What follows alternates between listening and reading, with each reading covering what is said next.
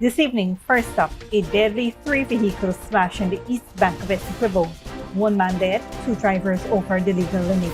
Tonight, drunk driving is back in the spotlight. Then, a Chinese national robbed at gunpoint in broad daylight. But smart cameras help police track the suspect. One is in the hospital with a gunshot wound, four others are behind bars. Plus, the magistrate has had enough. Azruddin Mohamed and his father are warned, miss your reporting time again, and the consequences could be severe. Meanwhile, 15,000 new car owners every year and 50,000 house lots distributed. Finance Minister Ashni Singh paints a picture of a booming Guyana on the world stage. And the Strait of Hormuz is blocked and global shipping is in chaos. How the Iran war is forcing companies to reroute and what that means for the cost of goods worldwide. Those stories and more coming up. Stay with us.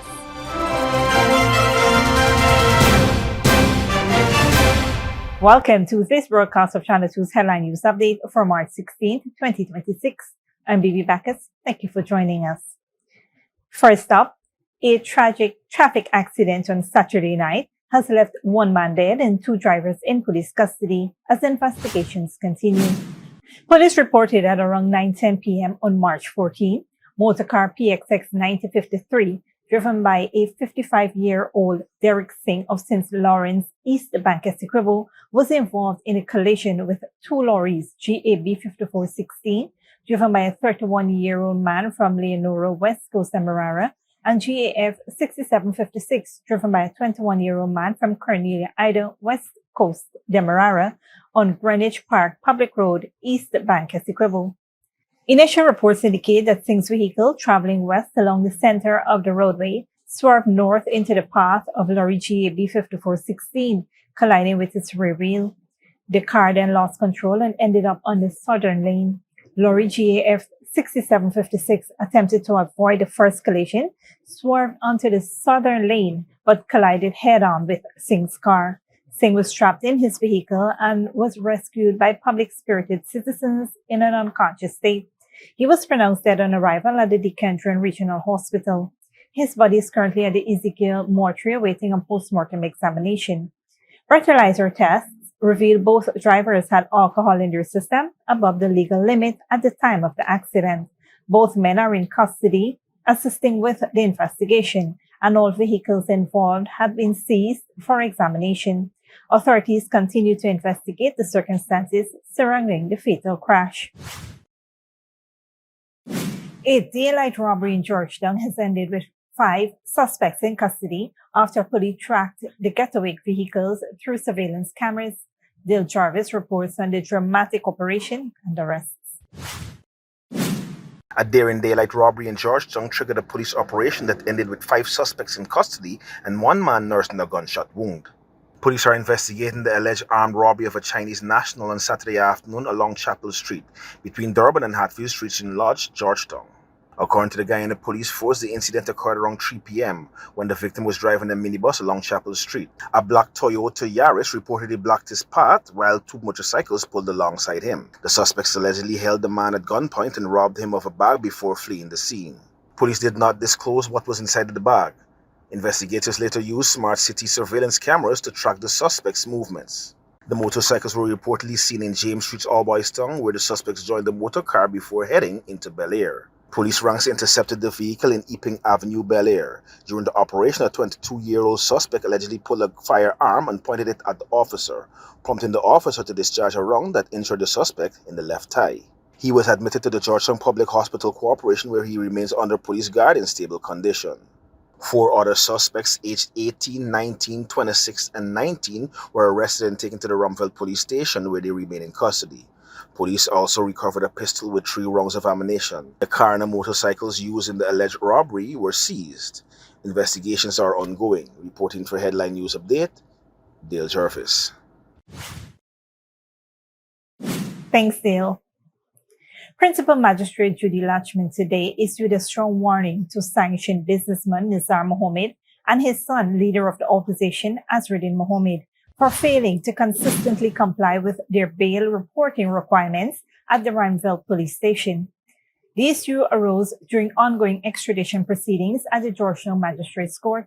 Prosecutors highlighted that the father and son were required to report every Friday between 1 p.m. and 3 p.m. Still, records show several instances of early or late reporting and one late report by Nizar Mohamed due to medical reasons. Magistrate Lachman cautioned the men about the importance of strictly following court orders, describing compliance as crucial to maintaining accountability. She modified their reporting requirements, allowing them to report at any time between 12 a.m. and 11:59 p.m. on Fridays, except when court appearances coincide. If a Friday falls on a public holiday, they must report the day before, and medical certificates are required for any illness-related absence. Prosecutor Glenn Hanuman argued that the men were fortunate to have been granted bail despite being classified as fugitive offenders, and stressed that strict adherence was necessary to prevent potential flight risks. Defense attorneys Sejan Deshawn and Roysdale Ford countered that the Mohammeds had largely complied and that delays were due to legitimate reasons such as medical issues or court commitments. Magistrate Lachman underscored the importance of perfection of character and full compliance, warning the men to adhere to the modified conditions to avoid future sanctions. Investigations and extradition proceedings involving the Mohammeds continue. Stick around when we return. 15,000 Guyanese becoming car owners each year as the economy expands, and Ghana secures $157 million for consumers in 2025 amid strengthening oversight.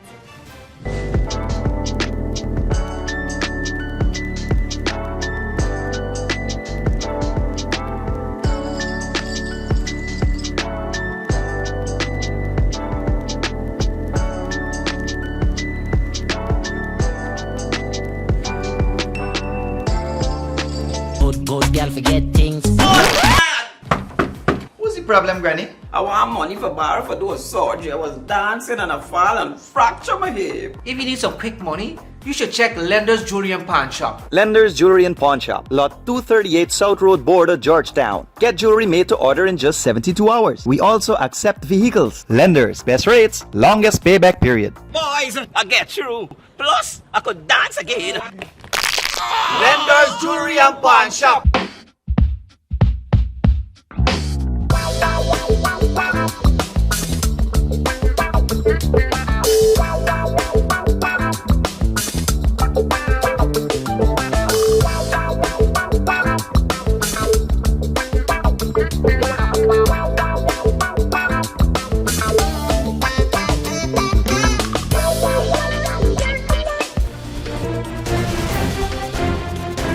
Welcome back. Guyana has made notable strides in protecting consumer rights, with over 1,300 inspections conducted and $157 million recovered for citizens in 2025, the Ministry of Tourism, Industry and Commerce announced. Minister Susan Rodriguez highlighted the achievements as the country observes World Consumer Rights Day on Sunday under the theme Safe Products, Confident Consumers. She stressed that, alongside rapid economic growth, ensuring fairness, transparency, and consumer accountability remains a priority.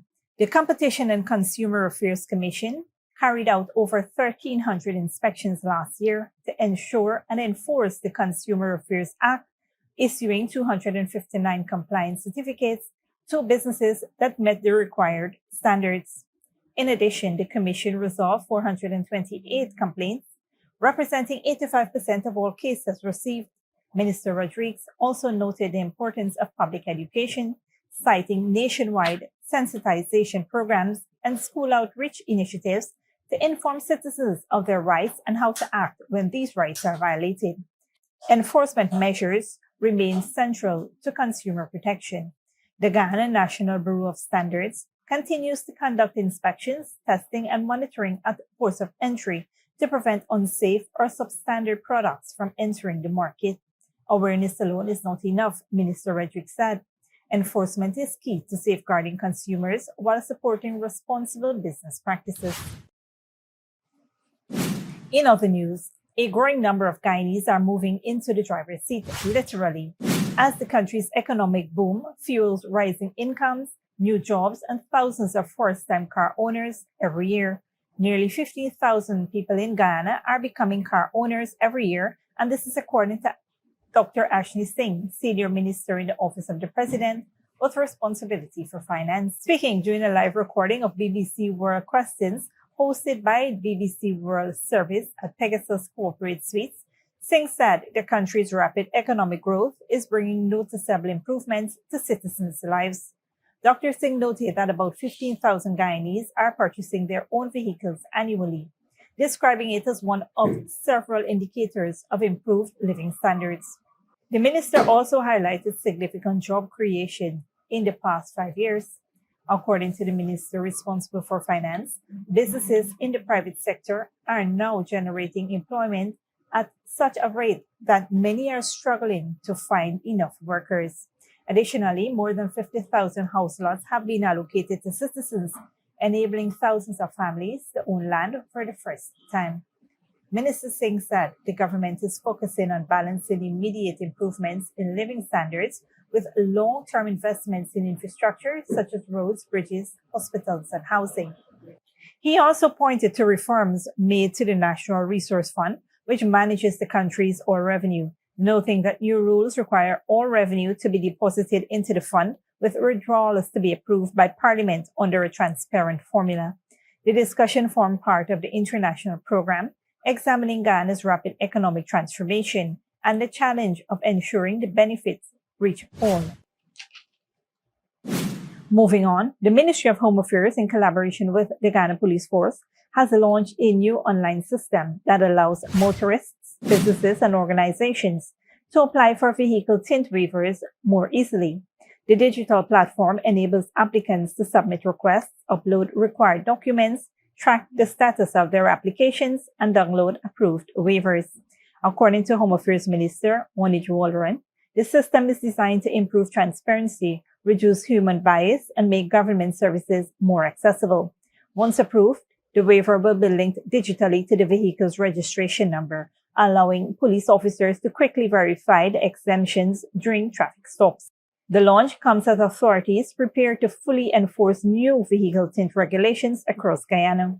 Under the rules, front side windows must allow at least 25% visible light transmission, while rear windows and the rear windscreen must allow 20% visible light transmission.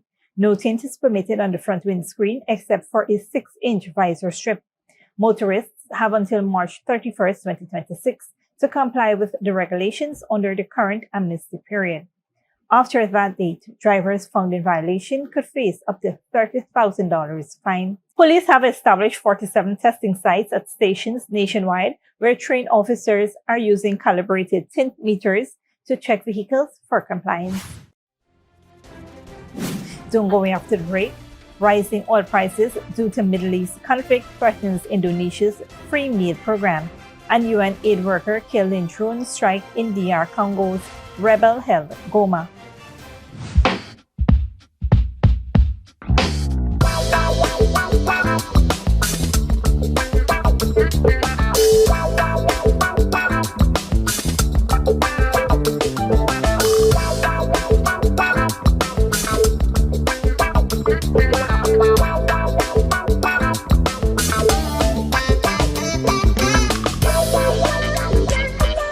Good girl forget things.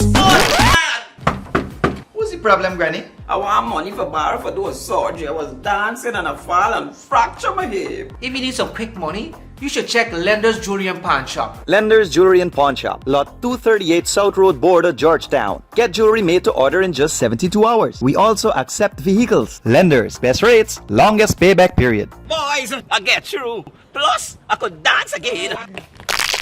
Lender's Jewelry and Pawn Shop.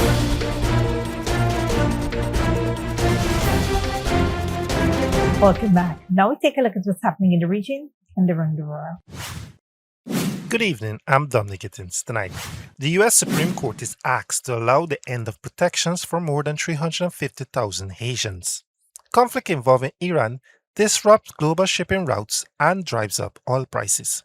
And violence escalates again in Eastern Democratic Republic of Congo. The U.S. government has asked the Supreme Court to allow it to end temporary protected status for more than 350,000 Haitians living in the United States. The Justice Department filed an emergency request to overturn a lower court ruling that blocked the move, citing concerns over national interests. The judge who halted the policy said it may have been influenced by racial bias. Haiti continues to face severe violence and instability, with more than 1 million people displaced. The ongoing war involving Iran is reshaping global trade routes as the vital Strait of Hormuz remains blocked, forcing shipping companies to find alternative paths for transporting goods. Al Jazeera Obedi Hito reports. The geography of global trade has shifted dramatically since the start of the war on Iran. Maritime routes that once carried trillions of dollars worth of valuable cargo are being replaced by land routes crossing Syria. We're transporting foreign goods coming from the Gulf countries through the Nassif crossing that are going towards parts of Syria. Some of the goods are also going to the Jadida Yabus crossing towards Lebanon, and others go towards Tartus. We're also getting products coming from Turkey through this crossing going towards the Gulf. Amr Ghaddani, an Omani truck driver, says the queue for trucks waiting at the border has increased as shipping companies turn to alternate routes to move their goods. In the past, we would stop at the border for a day or half a day. This time, I've waited for 3 days. It was so busy at the Jordanian and Saudi border crossings. But I hope the business stays good and the shipments keep coming. While hundreds of freight trucks queued on the border, Syria and Jordan signed a landmark emergency deal on Thursday to operate the border crossings 24 hours a day, granting an exception to the back-to-back rule for trucks carrying goods of Syrian or Jordanian origin, allowing them to drive straight through to their destination, and letting Syrian freight trucks access the port of Aqaba. Since the war on Iran started, the amount of shipping has increased significantly. There's lots of goods coming from Aqaba, and we're working through the night. We usually stop at midnight, but now we're working 24 hours a day. Since the Strait of Hormuz is effectively closed and the Red Sea is regarded as a combat zone, the Middle East's maritime arteries are disappearing. Cargo is now offloading at Saudi Arabia's southern Jeddah port and Jordan's Aqaba, moving overland through Jordan and into Syria. What was once a choke point is now a 24-hour corridor, lowering costs and accelerating the transport of goods to keep the supply chain moving. From here, shipments travel to Lebanon or continue through Turkey to Europe. For years, this border crossing was a symbol of regional dysfunction and only recently showed signs of recovery. Today, under the pressure of the escalating war in Iran, it is the busiest it has been in more than a decade. While the seas have become too dangerous, the Syrian land bridge has become some of the Middle East's most valuable real estate. Obedi Hito, Al Jazeera, from the Syria-Jordan border. The effects of rising oil prices caused by the Middle East conflict are being felt across Asia. In Indonesia, officials have warned that funds for one of the government's signature social programs could be diverted to maintain fuel subsidies. Al Jazeera's Barnaby Lowe reports. It's Ramadan, but students at this school are still getting free food inside these bags. Crackers, an egg, bread, and some dates for when they break their fast later. I'm in Jakarta, where every day schools here distribute free meals, usually for breakfast, but today and for the rest of the month, a snack. This free meals initiative is a signature program of President Prabowo Subianto's administration, but the conflict in the Middle East is threatening to derail it. The meal usually includes milk, but not today. We can't demand though. We just accept whatever the government provides. But what does the war between the United States, Israel, and Iran have to do with government-subsidized meals here? Well, Iran's retaliatory attacks in the Gulf have forced the closure of oil and gas refineries, slowing energy supplies to countries like Indonesia, leading to higher fuel prices. And that means government-subsidized fuel takes precedence. More public funds are being used to cushion the impact on the millions of motorists. Prices at this fuel station still stable at just over $0.50 to around 70 cents a liter, despite a spike in the price of crude. But subsidies worth nearly $6 billion could be diverted from the free meal scheme, according to the finance minister. Adding to the pressure, millions of people are expected to travel across Indonesia next week for the Eid holiday. In the first few days of the conflict, the energy minister warned the country had enough oil reserves for about 3 weeks. I'm very worried because if fuel becomes scarce or prices increase, transportation and food costs will rise too. Government officials later said 3 weeks' supply was the usual fuel stockpile and that there was nothing to worry about. But the question now is how much state coffers can absorb before fuel prices increase, and as a result, prices of food in markets like this one. Barnaby Low, Al Jazeera, Jakarta. Violence is on the rise in Eastern Democratic Republic of Congo despite several attempts at a ceasefire. Al Jazeera's Alan Waikani reports. Drone strikes are worsening the conflict in eastern DRC. Congolese government forces have been targeting Rwandan-backed M23 rebels across North and South Kivu provinces, including the towns of Masisi and Minembwe. The latest strike in Goma killed a humanitarian worker from UNICEF. The first such attack in the city since M23 took control last year. We said this many times. We actually denounce every single day that Kinshasa is targeting civilians beyond the front line, and today this is evidence of it. In the town of Goma, around 4 o'clock, they send the bombs. As you can see yourself, the bombs are here, killed UN staff. The DRC government hasn't confirmed it was behind the strike in Goma that killed the UNICEF worker and says it's waiting for results of an investigation. As a government, we have published a communiqué saying that we will have to wait for an investigation, and as for now, we can't confirm whether it was a drone strike or not until we have the proper investigation results. M23 claims attacks meant for its fighters are killing civilians while saying its forces are protecting against ceasefire violations. Other strikes in North Kivu reportedly killed the M23 military spokesperson Willy Ngoma, dealing a high-profile blow to the rebel group. Kinshasa also says M23 rebels are using the situation to trigger conflict in eastern DRC. Here in the region, people are concerned as hopes for peace fade. These drones attacks could render life even harder for civilians and force more people to leave their homes. The increasing use of drones has placed communities on edge, uncertain as to when or where the next strike might land. The biggest risk is that the military option becomes the only option to resolve the crisis.